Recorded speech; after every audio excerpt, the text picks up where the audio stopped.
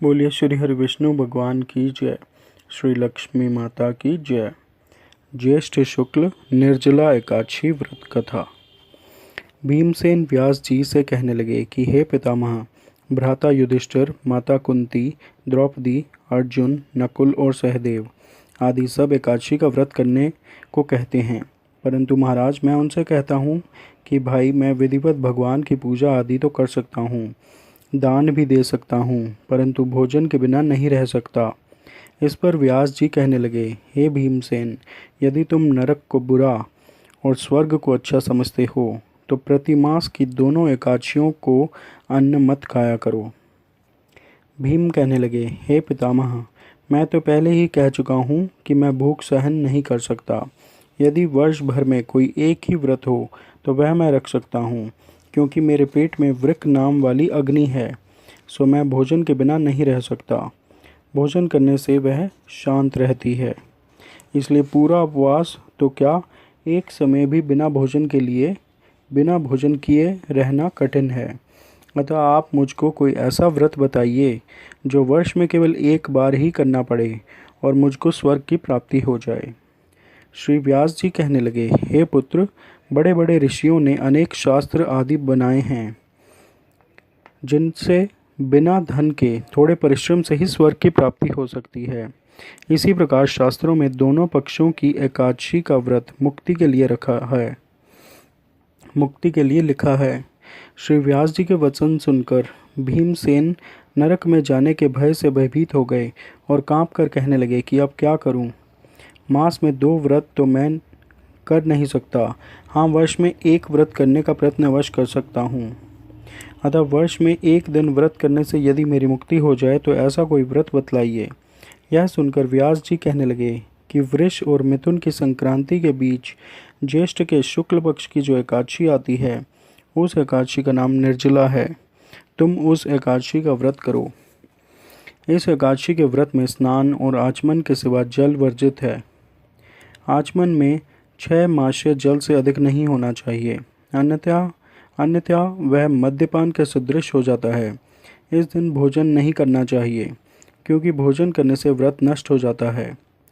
यदि एकादशी को सूर्योदय से लेकर द्वादशी को सूर्योदय तक जल ग्रहण ना करें तो उससे सारी एकादशियों के व्रत का फल प्राप्त होता है। द्वादशी को सूर्योदय से पहले उठकर स्नान आदि करके ब्राह्मणों को दान आदि देना चाहिए। इसके पश्चात भूखे और सत्पात्र ब्राह्मण को भोजन कराकर फिर आप भी भोजन कर लेना चाहिए। इसका फल 1 वर्ष की संपूर्ण एकादशियों के फल के बराबर होता है। व्यास जी कहने लगे कि हे भीमसेन, यह मुझको स्वयं भगवान ने बतलाया है। इस एकादशी का पुण्य समस्त तीर्थों और दानों से भी अधिक है। केवल एक दिन मनुष्य निर्जल रहने से पापों से मुक्त हो जाता है। जो मनुष्य निर्जला एकादशी का व्रत करते हैं उनको मृत्यु के समय यमदूत आकर नहीं घेरते, वरन भगवान के पार्षद उसको पुष्पक विमान में बिठाकर स्वर्ग को ले जाते हैं। अतः संसार में सबसे श्रेष्ठ निर्जला एकादशी का व्रत है, इसलिए यत्न के साथ इस व्रत को करना चाहिए। उस दिन ओम नमो भगवते वासुदेवाय इस मंत्र का उच्चारण करना चाहिए और गौ का दहन भी करना चाहिए।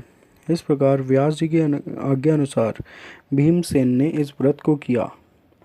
इसलिए इस एकादशी को भीमसेनी या पांडव एकादशी भी कहते हैं। निर्जला व्रत करने से प्रथम भगवान का पूजन करके यह प्रार्थना करें कि हे भगवान, आज मैं श्रद्धापूर्वक निर्जला व्रत रखकर दूसरे दिन भोजन करूंगा, अतः आपकी कृपा से मेरे सब पाप नष्ट हो जाएं। इस दिन जल से भरा हुआ एक घड़ा वस्त्र से ढककर स्वर्ण सहित दान करना चाहिए। जो मनुष्य इस व्रत को करते हैं उनको करोड़ पल सोने के दान का फल मिलता है, और जो इस दिन यज्ञ आदि करते हैं उनका फल तो वर्णन ही नहीं किया जा सकता। इस एकादशी के व्रत से मनुष्य विष्णु लोक को प्राप्त होता है। जो मनुष्य इस दिन अन्न खाते हैं वे चांडाल के समान हैं, वे अंत में नरक में जाते हैं। जिन्होंने निर्जला एकादशी का व्रत किया है वह चाहे ब्रह्म हत्यारे हों, मद्यपान करते हों, चोरी करते हों या गुरु के साथ द्वेष करने वाले हों, मगर इस व्रत के करने से सब स्वर्ग में जाते हैं। हे कुंती पुत्र, जो पुरुष या स्त्री श्रद्धापूर्वक इस व्रत को करते हैं उनको निम्नलिखित कर्म करने चाहिए। प्रथम भगवान का पूजन, फिर गौदान, ब्राह्मणों को मिष्ठान व दक्षिणा देनी चाहिए तथा जल से भरे कलश का दान अवश्य करना चाहिए। निर्जला के दिन अन्न, वस्त्र, पात्र, उपानह अर्थात जूती आदि का दान भी करना चाहिए। जो मनुष्य भक्तिपूर्वक इस कथा को पढ़ते या सुनते हैं उनको निश्चय ही स्वर्ग की प्राप्ति होती है। बोलिए श्री हरि विष्णु भगवान की जय।